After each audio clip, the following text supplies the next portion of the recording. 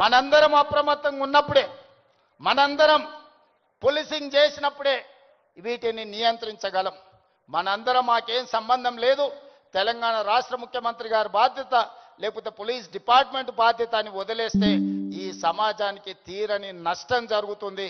ఒకనాడు ఉద్యమాల గడ్డ అయిన తెలంగాణ ఈరోజు గంజాయికి వేదిక కాకూడదనేదే నా ఆలోచన, నా విధానం. అందుకే మిత్రులారా, ఈ తెలంగాణని బలోపేతం చేసి అభివృద్ధి పదం వైపు నడిపించాలి అంటే మీరందరూ సహకరించాలి. మీరు, మేము, మనం కలిస్తేనే ఒక ఆరోగ్యవంతమైన తెలంగాణ, ఒక అభివృద్ధి చెందిన తెలంగాణ, ఒక ప్రపంచానికి ఆదర్శంగా నిలబడే తెలంగాణను తీర్చిదిద్దుకుందాం. పదే పదే మిత్రులు అంటుంటారు మనం బెంగళూరుతో పోటీ పడుతున్నాం, ముంబై ఢిల్లీతో. బెంగళూరు, ముంబై, ఢిల్లీ, చెన్నై కాదు మన టార్గెట్ న్యూయార్క్, టోక్యో, సౌత్ కొరియాతో పోటీ పడాలి. ఇలా ప్రపంచంతో పోటీ పడే శక్తి, యుక్తి, యువత మన రాష్ట్రం, మన దేశంలో ఉన్నది. అందుకే మీరు, మేము, మన అందరం కలిసి ముందుకు వెళ్దాం. ఈ తెలంగాణ యాంటీ నార్కటిక్స్ బ్యూరోని ఇక ముందు ఈగల్ అని పిలువదలుచుకున్నాం. ఈగల్ గురించి మీకు తెలుసు కదా, 20-30 వేల అడుగుల పైన ఆకాశంలో ఉన్న, కింద నేల మీద ఉన్న తన టార్గెట్ను నిశితమైన దృష్టితోని చూస్తుంది. Eagle success ratio 100%. Target reach అవ్వడం అంటే ఈగల్ను చూసే నేర్చుకోవాలి ఈరోజు. అందుకే ఎలీట్ మనం ఈరోజు తెలంగాణ ప్రభుత్వం ఈ యాంటీ నార్కటిక్స్ దీంట్లో ఈరోజు ఎలీట్ గ్రూప్ని మనం ఈరోజు ఎస్టాబ్లిష్ చేస్తున్నాం. ఎందుకంటే ఈ డ్రగ్స్ ఎన్ఫోర్స్మెంట్ లాని చేయడానికి ఈగల్ అనే ఒక ఆర్గనైజేషన్ని క్రియేట్ చేస్తున్నాం.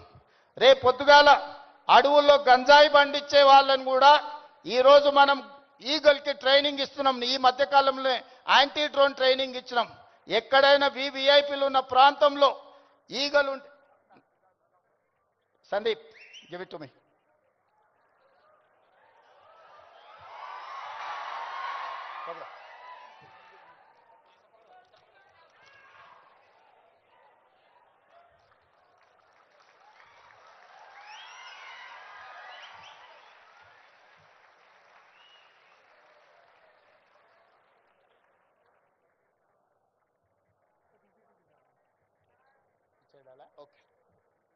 ఈగల్ అంటే elite action group for drugs law enforcement. ఈ రోజు నుంచి ఈ ఆర్గనైజేషన్ పనిచేస్తుంది. ఈ గద్ద మీరు ఎక్కడ గంజాయి పండించినా కనిపెడుతుంది. ఇవాళ మీరు ఈ గద్ద అడవిలో దీనికి స్పెషల్ ట్రైనింగ్ ఇవ్వబోతున్నాం. ఎక్కడైనా ఏ పొలాలలో గంజాయి పండించినా ఖచ్చితంగా ఇవి చూస్తాయి. తెలంగాణలో ఉండే 1,50,00,000 ఎకరాల వ్యవసాయ భూముల్లో ఎక్కడైనా గంజాయి మొక్క మొలిస్తే కూడా ఈ డిపార్ట్మెంట్ గుర్తుపడుతుంది.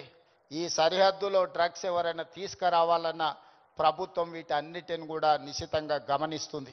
అందుకే మిత్రులారా, ఈ కార్యక్రమానికి ప్రత్యేకంగా సమయం కేటాయించి తెలంగాణ రాష్ట్రంలో స్పోర్ట్స్ని ఎంకరేజ్ చేయడానికి మీకు తెలుసు, నిఖత్ జరీన్కి గ్రూప్ 1 జాబ్, డిఎస్పీ జాబ్ ఇచ్చిన బాక్సింగ్ ఛాంపియన్కి, అదేవిధంగా సిరాజుద్దీన్ క్రికెట్ వరల్డ్ కప్ సాధించిన cricket commandant group 1 police job ఇచ్చినాం. దీప్తి అని పారా ఒలింపిక్స్లో మెడల్ సాధిస్తే గ్రూప్ 2 జాబ్ ఇప్పించినాం. ఇవాళ చదువులో రాణించకపోతే మీరు స్పోర్ట్స్లో రాణించండి, మీకు మంచి మంచి ప్రభుత్వ ఉద్యోగాలు ఇచ్చే బాధ్యత నాది. ఈరోజు మీరు చదువుకుంటేనే ప్రభుత్వంలో గొప్ప వాళ్ళం అవుతాం అనుకోకండి. రాబోయే రోజుల్లో మీకు పొలిటికల్గా కూడా మీకు స్పెషల్ కోటా ఉంటుంది స్పోర్ట్స్లో రాణించిన వాళ్లకు. అందుకే ఈరోజు చదువులో రాణించండి, లేకపోతే క్రీడల్లో ముందుకు రండి. ఏది కాదన్నప్పుడు సామాజిక బాధ్యత తీసుకొని సమాజంలో హీరోలుగా నిలబడండి.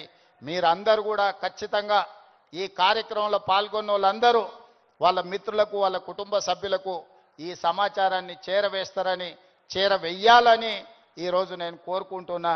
ఈ కార్యక్రమంలో ఇంత సమయం ఇచ్చి పాల్గొన్న ప్రతి ఒక్కరికి మనస్ఫూర్తిగా ధన్యవాదాలు తెలియజేస్తూ సెలవు తీసుకుంటున్న మిత్రులారా.